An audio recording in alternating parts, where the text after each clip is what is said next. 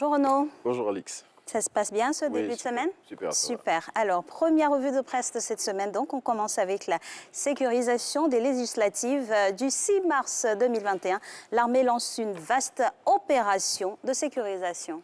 Tout à fait. Cette opération, dont l'objectif est de contribuer à des élections pacifiques sur l'ensemble du territoire national, déploie ses ailes partout en Côte d'Ivoire. Ainsi, un important déploiement d'éléments des forces de défense et de sécurité a eu lieu dans la ville de Kong en milieu de semaine dernière pour un exercice de simulation. Cette présence militaire a provoqué une certaine peur au sein des populations, selon Fraternité Matin. Heureusement, en croire le journal pro-gouvernemental, cette peur a été vite dissipée après une rencontre entre les autorités militaires et celle de la ville. Et la campagne de vaccination contre le Covid, ou si vous voulez, la Covid, démarre bientôt en Côte d'Ivoire. C'est le 15 mars que sera donné le top départ de la campagne de vaccination contre la pandémie du moment en Côte d'Ivoire. Selon le Patriote qui barre cette information à sa une, c'est le vaccin britannique AstraZeneca qui a été retenu par les autorités ivoiriennes. Toujours selon le confrère, les populations du Grand Abidjan sont prioritaires pour cette première vague de vaccination. Plus de précision dans le Patriote. Et cette maladie, là, s'impose encore sur ce conducteur avec ces cas qui ont été détectés sur un navire à Abidjan. Oui, cette information émane du ministre de la Santé et de l'Hygiène publique. Selon Dr Aka Awele, qui livre l'information dans un communiqué dont le Nouveau Réveil a reçu copie, ce bateau se trouve depuis hier dimanche au port d'Abidjan, après avoir obtenu des autorités ivoiriennes l'autorisation d'y amarrer suite à la découverte de plusieurs cas de Covid-19 à son bord. Et selon la note du premier responsable de la santé en Côte d'Ivoire, un cordon sanitaire a été établi dans le périmètre de stationnement du bateau conformément au protocole en la matière afin d'y limiter la contamination et aussi empêcher la propagation en dehors du navire.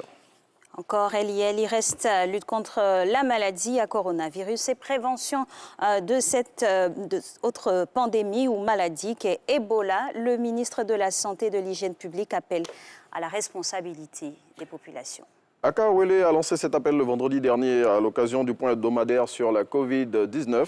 Selon le ministre de la Santé qui est cité par le quotidien Le Matin, le gouvernement fait sa part pour freiner la propagation de la pandémie en Côte d'Ivoire. Il revient aux populations de faire la leur et pour cela, le premier responsable de la santé en Côte d'Ivoire a demandé une fois de plus aux populations de respecter les mesures barrières édictées par le gouvernement afin de se prémunir contre le coronavirus et aussi contre Ebola, même si jusqu'à présent, aucun cas de cette maladie n'a été détecté en Côte d'Ivoire. Et cette information, suite aux fausses rumeurs, l'annonçant pour mort, le président de l'Assemblée nationale donne de ces nouvelles. Oui, et c'est à travers une note du service communication de l'Assemblée nationale qu'Amadou Soumaoro a apporté un démenti à cette folle rumeur qui s'est répandue comme une traînée de poudre sur les réseaux sociaux ce week-end.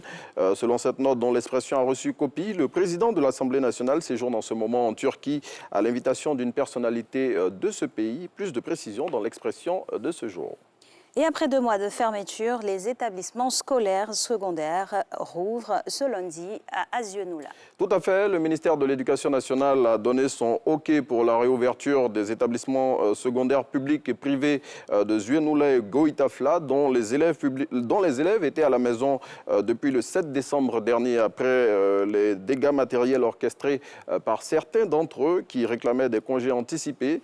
Cette réouverture, selon le quotidien d'Abidjan, intervient après que les parents d'élèves de ces 2 localités de la région de la Maraoué se soient acquittés de 3 000 francs CFA de cotisation imposée par le ministère de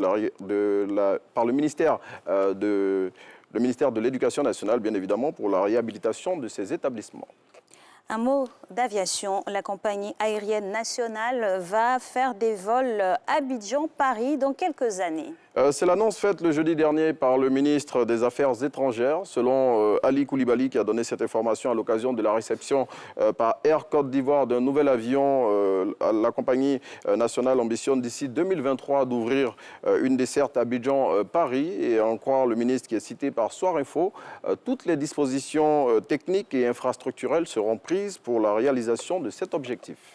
On redescend sur terre pour se poser peut-être sur la lagune avec cette affaire de dégradation de fonds lagunaires à Biétry.